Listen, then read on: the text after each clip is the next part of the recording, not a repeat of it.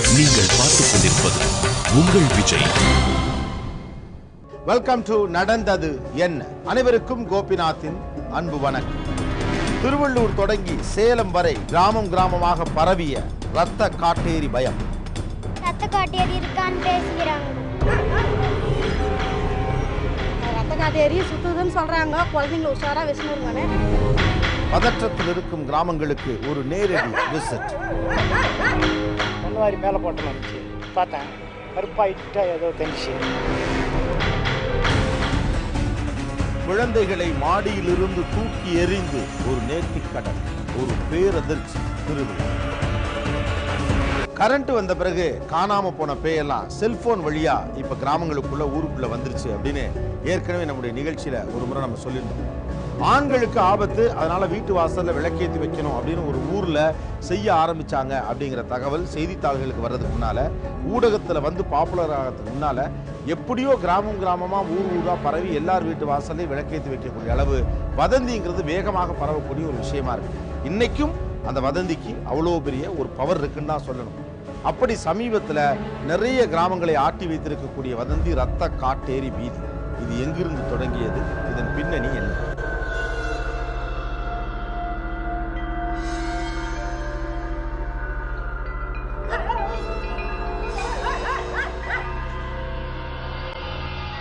நடுராத்திரி நேரம் தெருவெல்லாம் வெறிச்சோடி கிடந்தது.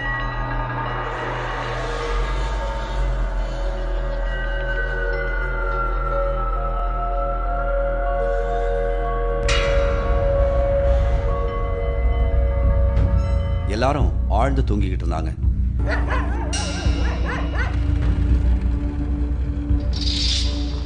அப்போதான் வீட்டுக்கு வெளியில ஏதோ சத்தம் கேட்டிருக்கு. திடுக்கிட்டு எழுந்திருக்காங்க கலைச்செல்வி.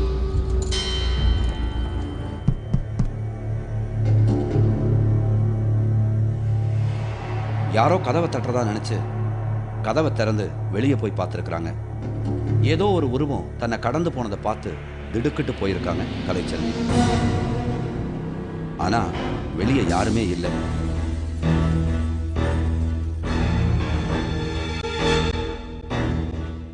அப்போதான் அவங்களுக்கு இது ரத்த காட்டேரியோட வேலைதான்னு புரிஞ்சு போச்சு.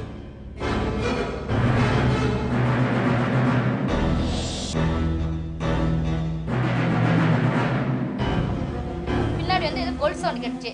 என்னடா கோல் சவுண்ட் கேட்குதுன்னு திரும்பி பார்த்தா ஒன்றுமே இல்லை. மறுபடியும் ஒரு ஸ்டெப் வச்சேன். மறுபடியும் வந்து அதே சவுண்டு கேட்டுச்சு. யாரும் நம்ம பின்னாடி வந்து ஃபாலோ பண்ணுறாங்க, ஏதோ ஒரு உருவம் தெரியுது. நாங்களும் எத்தனையோ டைம் பார்க்கலான்னு பார்த்தோங்க. ஸோ எதுவுமே சவுண்ட் இல்லை, மியா இந்த மாதிரி இருக்குது. எனக்கு ஒரு பயம் எடுத்து உடனே வந்து வீட்டுக்கு ஓடி வந்துட்டேன். வீட்டுக்கு வந்தோடனே என்னுடைய கணவர் எழுப்பினேன். அவரும் வந்து பார்த்தாரு. பார்த்துட்டு எதுவுமே இல்லையா இந்த மாதிரி சொல்கிறேன்ட்டு அவர் சொன்னார், யாரோ பின்னாடி வராங்க, யாரோ ஒருத்தர் பின்னாடி நிற்கிறாங்க. அந்த கொலுசு சவுண்டு பல அறிகுறி எனக்கு தெரியுது. ஆனால் இவர் வரப்போ வந்து அந்த அறிகுறின்றது ஒன்று கூட அவருக்கு தெரியல.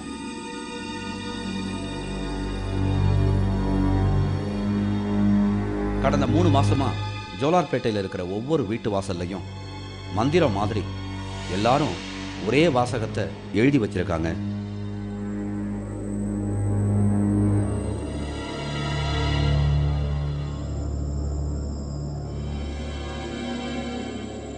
ராத்திரியானா போதும், நம்ம வீட்டுக்கு ரத்த காட்டேரி வந்துடுமோன்னு இங்க இருக்கிற பெரும்பாலானவங்க பயந்து நடுங்கிக்கிட்டே தான் இருக்காங்க.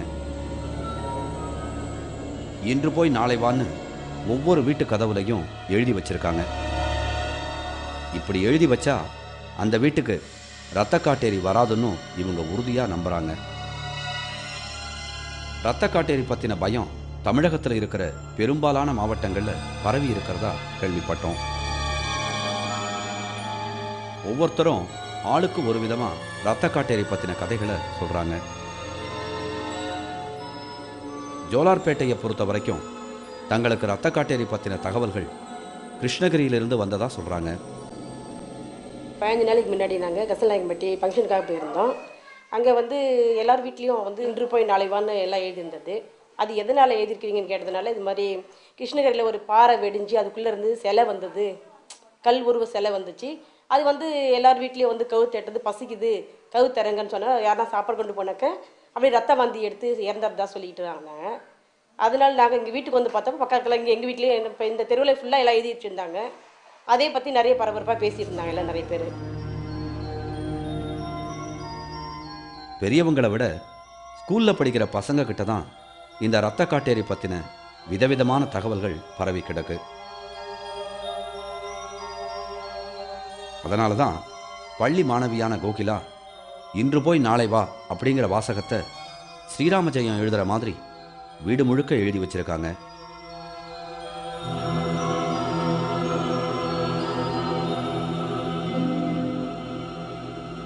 என் ஃப்ரெண்ட்ஸ் எல்லாம் சொன்னாங்க இப்படி ரத்த காட்டேரிலாம் இருக்குன்னு சொன்னாங்க. அவங்க வீட்டிலலாம் இன்று போய் நாளை வா அப்படின்னு எழுத சொன்னாங்க. அதே மாதிரி தான் நானும் எங்கள் வீட்டுக்கு வந்து எல்லா இடத்துலையும் எழுதினேன். அதே மாதிரி எங்கள் பெட்ரூமில் கூட எழுதுனேன். ஜோலார்பேட்டையில் இருந்து அடுத்து நாம் போன இடம் மாதனூர்.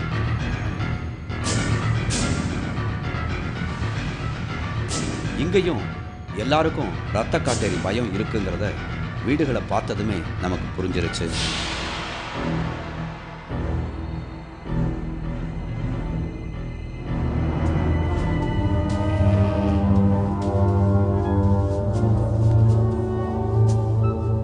புருஷோத்தமன் ஒரு தோட்டத்தில் காவலாளியாக வேலை பார்க்குறாரு. வழக்கம் போல ராத்திரி காவலுக்கு போன புருஷோத்தமனுக்கு ஒரு திகிலான அனுபவம் கிடைச்சிருக்கு.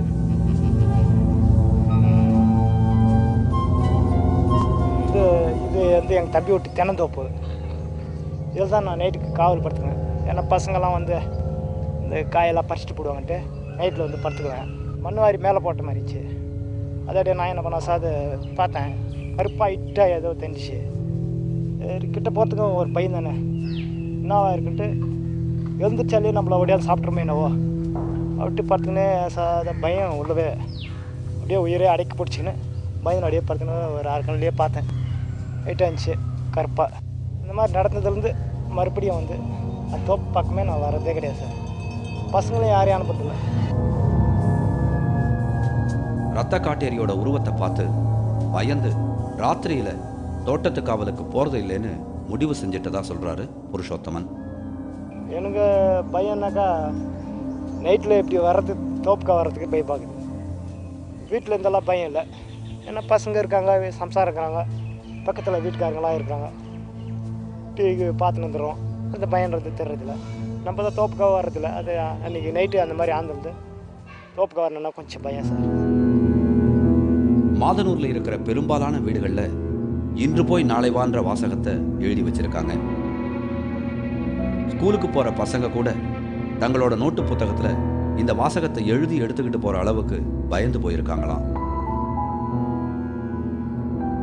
எங்களுக்கெல்லாம் பெரிய ஆளுங்களுக்கெல்லாம் அவ்வளோ பயம் தெரியல. பசங்க சின்ன சின்ன பசங்கள்லாம் பயப்படுதுங்க. வெளியே வர்றதுக்கு பயப்படுறாங்க. 8 மணி ஆயிடுச்சுன்னா பசங்க வெளியே விளாட மாட்டேங்குங்க ஜாஸ்தி. எல்லாமே பயந்து போய் படுத்துக்குதுங்க. குழந்தைங்க என்ன சொல்கிறாங்க, இந்த மாதம் அங்கே ஸ்கூலாண்ட பேசிக்கிறாங்கோ, மாதனூருக்கு போகிற இடத்துல எழுதி வச்சுக்கிறாங்க, மாதனூர் ஃபுல்லாக எழுதிக்கிறாங்கோ, இந்த மாதம் குங்கத்தில் நாங்கள் பார்த்துட்டு வந்தோம், எங்களுக்கு பயமாக்குது. பேப்பர்லலாம் கூட எழுதி நோட் புக்கில் வச்சு உள்ளே மடித்து ஸ்கூலுக்கு எடுத்துன்னு போயிடறாங்க. கூட என் கூட பேக்கில் இருக்குது இது. சங்கீதா இவங்களும் மாதனூரில் தான் வசிக்கிறாங்க.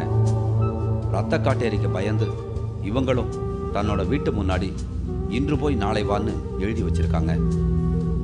ஆனால் அப்படி எழுதினதுக்கு பின்னால தான் பிரச்சனையே ஆரம்பமாச்சுன்னு சொல்கிறாங்க சங்கீதா. இது எழுதின பிறகு தான் பிரச்சனையே. அது எழுதாதுக்கு முன்னே எந்த ஒரு பிரச்சனையும் இல்லை. குழந்தைங்க நல்லா தூங்கும், ஸ்கூலுக்கு போய் வரும். ஆனால் இப்போ இது எழுதுனது இப்போ வந்து நைட்டில் வந்து தூங்கினா கூட தூங்குறது கிடையாது. அப்படியே அலறி எழுறாங்க. முன்னெல்லாம் எழுந்தாக்கா அப்பா அம்மானு எழுவாங்க. இப்போ அந்த மாதிரி இல்லை. அப்படியே அலறி எழுந்து நம்ம கவனமே இல்லாத உக்காடுறாங்க. அவ்வளோ பயப்படுறாங்க. காலையில் ஒரு 10 மணியோட சரி. இப்போ வெளியே விட்றதில்ல, ஸ்கூலுக்கும் அனுப்புறதில்லை. ரத்த காட்டேரி சுற்றுதுன்னு சொல்கிறாங்க. குழந்தைங்கள உஷாராக வச்சுன்னு பயமாக தான் இருக்குது. அதை நினச்சாலே பயமாக தான் இருக்குது. குழந்தை வச்சு எப்படி வச்சுங்கிறது அப்படின்னு. மாதனூரை சேர்ந்த இன்னொரு பெண்ணும் இரத்த காட்டேரி பஸ்ஸில் பயணம் செய்கிறதா இன்னொரு புது தகவலை சொல்லி திகிலை ஏற்படுத்துகிறாங்க. பஸ்ஸில் ஏறக்குள்ள ஒரு மாதிரி லேடிஸு ஃபுல்லாக ஒயிட் சேரீ போத்தின்னு ஏறுறாங்க. ஆனால் மூஞ்சி தெரியறதுக்குல ஏறத்துக்கு கொஞ்ச நேரம் பார்த்து பக்கத்தில் இருக்கிறவங்களுக்கும் ஃபுல்லாக ரத்தம் வருது உடம்புல இருந்து அது பஸ்ஸுக்குள்ளே ஏறி கொஞ்ச நேரம் அது உள்ளே இருந்து கீழே இறங்குற வரைக்கும் பஸ்ஸே மூவ் ஆக மாட்டேங்குது. அது இறங்கின அப்புறம் தான் மூவ் ஆகுது.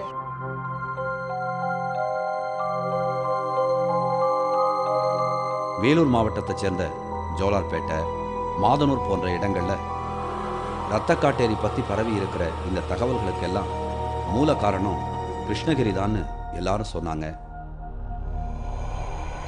இரத்த காட்டேரி பற்றி இன்னும் என்னவெல்லாம் சொல்ல போகிறாங்களோன்னு அடுத்து நாம் கிருஷ்ணகிரிக்கும் பயணம் செஞ்சோம்.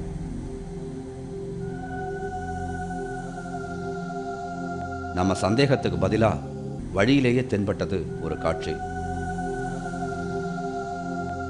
ஒரு கரண்ட் கம்பத்தில் கட்டி வைக்கப்பட்டிருந்தது பூஜை செய்யப்பட்ட நிலையில் இருந்த ஒரு பானை. கிருஷ்ணகிரி மாவட்டத்தைச் சேர்ந்த அந்த கிராமம் வரதராஜபுரம்.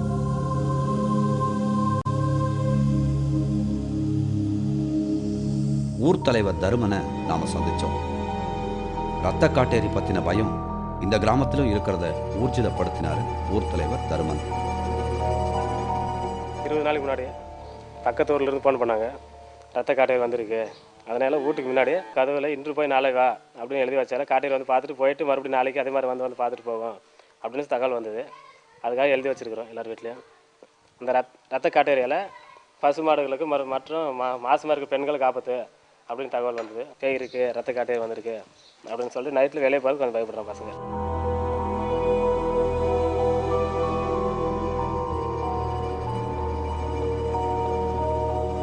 இன்று போய் நாளை வான்னு எழுதினா மட்டும் போதாது, இரத்த காட்டேரியை விரட்ட இன்னொரு டெக்னிக் இருக்குன்னு சொல்லி ஆச்சரியப்படுத்தினார் தர்மன்.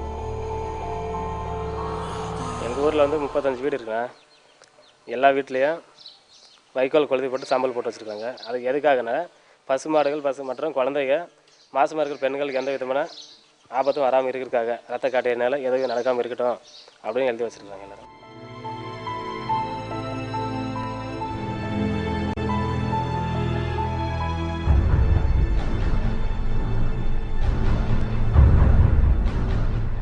ஒவ்வொரு வீட்டுக்கு முன்னாலையும் வைக்கோலை போட்டு எரித்து சாம்பலை போட்டு வச்சா இரத்த காட்டேரி வராதுன்னு இந்த கிராமத்தில் நம்புறாங்க.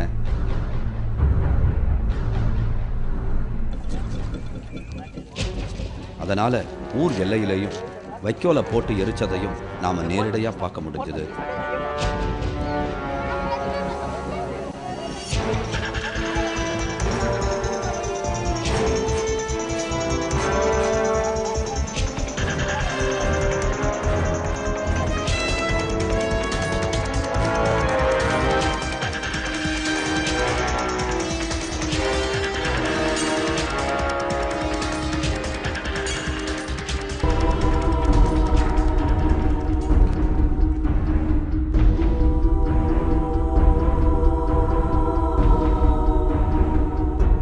ஊர் எல்லையில் கரண்ட் கம்பத்தில் கட்டி வச்சிருக்கிற பானையிலையும் சாம்பல் தான் இருக்குன்னு ஊர் மக்கள் சொன்னாங்க. தமிழகத்தில் இருக்கிற பல மாவட்டங்களில் இப்போ இந்த இரத்த காட்டேரி பற்றின பயம் உலுக்கி எடுத்துக்கிட்டு இருக்கு. இத்தனை மாவட்டங்களை கதி கலக்கிக்கிட்டு இருக்கிற இரத்த காட்டேரி எங்கேருந்து வந்திருக்கும்?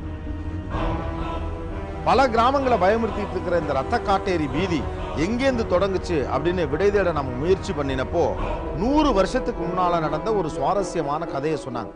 அது இடைவேளைக்கு பிறகு.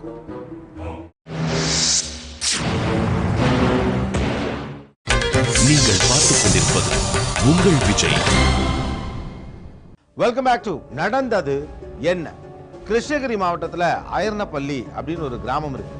அந்த கிராமத்தில் ஒரு 100 வருஷத்துக்கு முன்னால அந்த ஊரோட ராஜா ஒரு ரத்த காட்டேரியை பிடிச்சி ஒரு கோவில்ல கட்டி போட்டுறாரு. அந்த ராஜா செத்த பிறகு அந்த ரத்த காட்டேரி கோயிலை விட்டு வெளியில வந்து அந்த ஊருக்குள்ள இருக்க மக்கள் எல்லாம் பயங்கரமா டிஸ்டர்ப் பண்ணுது. அந்த ரத்த காட்டேரிக்கு பயந்து அந்த கிராமத்தை சேர்ந்த எல்லாரும் இன்னொரு கிராமத்துக்கு இடம் பெயர்ந்துடுறாங்க. அங்கிருந்து தொடங்குது இந்த ரத்த காட்டேரியோட பூர்வீகம்.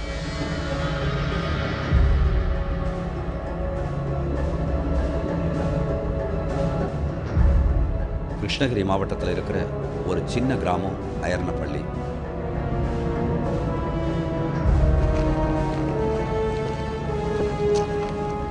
அந்த அயர்னப்பள்ளி கிராமத்தில் வந்து தான் வரலக்கல்ல காயுது. நெல் நம்ம சோளம் வெள்ளை சோளம் எல்லாம் இதில் போட்டு தான் அடிக்குவாங்க. எல்லாம் ரத்த காய்ச்சல் பிரச்சனையால எல்லாம் கிராமம்லாம் அழிஞ்சிருச்சு, அதனால விட்டு எல்லாம் ஓடிட்டாங்க. மக்கள் இங்கே வாழ்ந்ததற்கான சின்ன சின்ன தடயங்கள் மட்டும்தான் இந்த கிராமத்தில் இருக்கு. இப்போ யாருமே இந்த கிராமத்தில் இல்லை. அதுக்கு காரணம் ரத்த காட்டேரின்னு பலரும் சொல்றாங்க.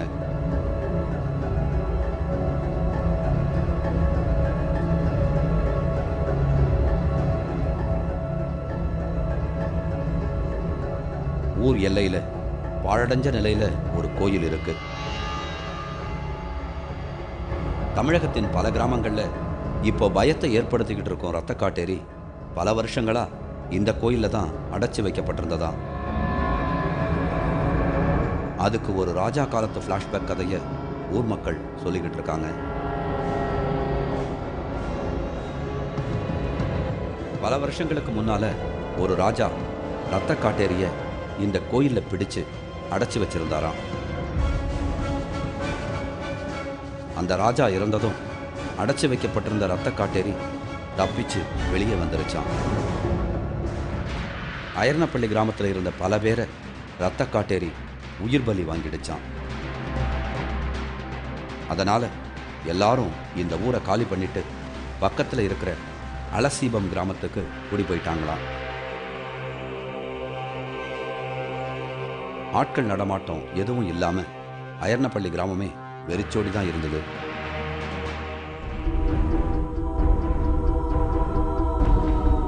உடனே நாம அலசீபம் கிராமத்துக்கு பயணம் செஞ்சோம். ஒரே குடும்பத்துல 2 பேரை ரத்த காட்டேரி பலி வாங்கிடுச்சுன்னு ஒரு தகவலை நமக்கு சொல்லியிருந்தாங்க. அந்த குடும்பத்தை நாம தேடிக்கிட்டு போனப்பதான் அலசீபம் கிராமத்துல அவரை சந்திச்சோம்.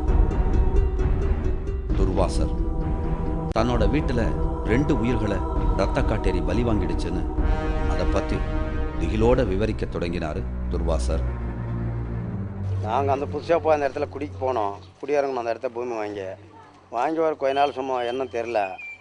அப்புறமா பின்னாடி இல்லை நம்ம இந்த காட்டேரிக்கு மாதிரி வந்து ரொம்ப கிளாட் பண்ணி ரொம்ப வீட்டிலே குடியிருக்க முடியாத ரொம்ப கிளாட் பண்ணிச்சு. சரி அங்கேயே இருந்து உடனே என்ன ஆச்சு, எங்கள் தங்கச்சி வந்துச்சு நைட்லேயே வந்து இறந்துடுச்சு. அந்த விஷயத்துலேயே எங்கள் தங்கச்சி அது இறந்துட்டு பின்னாடி அப்புறமா பின்னாடி எங்கள் அம்மாவும் இறந்துடுச்சு. அப்புறம் நாங்கள் அந்த இடத்துல நிலத்துலேயே கால் வைக்க முடியாத ஆயிடுச்சு. ரொம்ப நைட்டில் ரொம்ப கிளாட் அராஜலம் பண்ணி ஆயிடுச்சு. இப்போ அது நடந்துனே தான் இருக்குதுங்க. அமாவாசையில் பௌர்ணமியில் இப்போயும் அந்த பிரச்சனை நடந்துனே தான் இருக்குது. அயர்னப்பள்ளி கிராமத்தில் இருக்கிற நிலத்தை பார்க்கறதுக்கு கூட அங்கே போக இப்போவும் பயம்தான்னு துர்வாசர் குடும்பம் சொல்கிறாங்க. இப்போ கொல்லையை விட்டுட்டு வந்தது உனக்கு கொல்லையை மழை எனக்கு ஒன்றும் மனான்னு போட்டு பாரு, நான் வெறுப்பு நின்றுக்க நான் கொல்லைக்கே போகிறத விட்டுட்டப்போ. பேய் பூதம் அல்லது இப்போ சொல்லப்படக்கூடிய இந்த ரத்த காட்டேரி இது பற்றிய பயம்லாம் படிக்காதவங்க மத்தியில தான் இருக்கும் அப்படின்னு பொதுவாக சொல்லப்படுவது உண்டு. ஆனால் இப்போ இந்த ரத்த காட்டேரி பயத்தில் உறைந்து போயிருக்கக்கூடிய கிராமங்களில் படித்தவங்களும் இருக்காங்க, படிக்காதவங்களும் இருக்காங்க. 2 பேருமே பயத்தோடு தான் இருக்கிறாங்க. படித்தது படிக்காதது பயம், இந்த ஃபேக்டர்ஸ் எல்லாத்தையும் தாண்டி இது குறித்த ஒரு அச்சம் ஏற்படுவதற்கு வேறு சில காரணங்களும் இருக்கு அப்படின்னு உளவியலாளர்கள் சொல்றாங்க. படிக்காதவங்களுக்கு தான் பேய் பயம் இருக்கும், பூதம் பயம் இருக்கும். கிராமத்தில் வாழக்கூடியவங்க தான் அந்த ரத்த காட்டேரியெல்லாம் நம்புவாங்க. படித்தவங்க எக்ஸ்போஷர் இருக்கவங்க இது பற்றி பெரிய அளவுக்கு கவலைப்பட மாட்டாங்க அப்படின்னு சொல்லப்படுற ஃபேக்டர் உண்மைனா இந்த ரத்த காட்டேரி விஷயத்துல எல்லாருமே பயப்படுறதுக்கு என்ன காரணம்? நல்லா படிச்ச விவரம் தெரிந்த எக்ஸ்போஷர் இருக்கிறவங்களும் சேர்ந்தே பயப்படுறாங்க. அப்போ எல்லா மனிதனுடைய மனதுக்குள்ளும் அந்த ஆழ் மனதுல அமானுஷ்ய பற்றிய ஏதோ ஒரு பயம் இருக்கு. அயர்னப்பள்ளி கிராமத்துல இருந்து எல்லாருமே இப்போ வெவ்வேறு கிராமங்களுக்கு இடம்பெயர்ந்துட்டதா தான் இங்க இருக்கிறவங்க சொல்றாங்க. காட்டேரி வந்து மெரிச்சி அதனால பயப்பட்டு எல்லாம் அயர்னப்பள்ளி எல்லாம் விட்டுட்டு வந்தாங்க. பந்தர்பட்டிக்கு ஒரு 10 வீடு போனாங்க. இந்த பக்கம் பந்தர்பள்ளிக்கு ஒரு 10 வீடு, நம்பூருக்கு 4 வீட்டுக்காரர் வந்தாங்க. இன்னும் சில ஆளுங்க எங்கெங்கே போனாங்களோ அதெல்லாம் போயிட்டாங்க. ரத்த காட்டேரிய அடைச்சி வச்சிருந்ததா சொல்லப்படுற அந்த பாழடைஞ்ச கோயிலுக்கு வர்றதுக்கு கூட ஊர்க்காரங்க இன்னமும் பயந்துகிட்டு தான் இருக்காங்க. இப்போ சமீபத்தில் வந்த தகவல் படி சூளகிரி, தருமபுரி, திருவண்ணாமலை பகுதிகளிலையும் ரத்த காட்டேரி பற்றின பயம் பரவிட்டதா செய்திகள் வந்தபடியே இருக்கு. வீட்டுக்குள்ள விளையாடிட்டு இருக்கக்கூடிய ஒரு குழந்தை தடுமாறி டப்புன்னு கீழே விழுந்துருச்சுனாவே வீட்டில் இருக்க அவ்வளோ பேரும் ஓடி போய் அந்த குழந்தைய தூக்குவாங்க, பதட்டப்படுவாங்க. அதுவும் இன்னைக்கு இருக்கக்கூடிய குழந்தைங்களை ரொம்பவே பேம்பர் பண்றோம் அப்படின்னு சொல்லலாம். அப்படிப்பட்ட அந்த குழந்தைகளை மாடியிலேருந்து தூக்கி கீழே எறிகிறாங்க. கேட்டா நேர்த்திக்கடன் அப்படின்னு சொல்றாங்க. அந்த அதிர்ச்சி ஊட்டக்கூடிய நேர்த்திக்கடனின் நேரடி காட்சிகள் நாளை. குழந்தைகளை மாடியிலிருந்து தூக்கி எறிந்து ஒரு நேர்த்திக்கடன், ஒரு பேரதிர்ச்சி திருவிழா.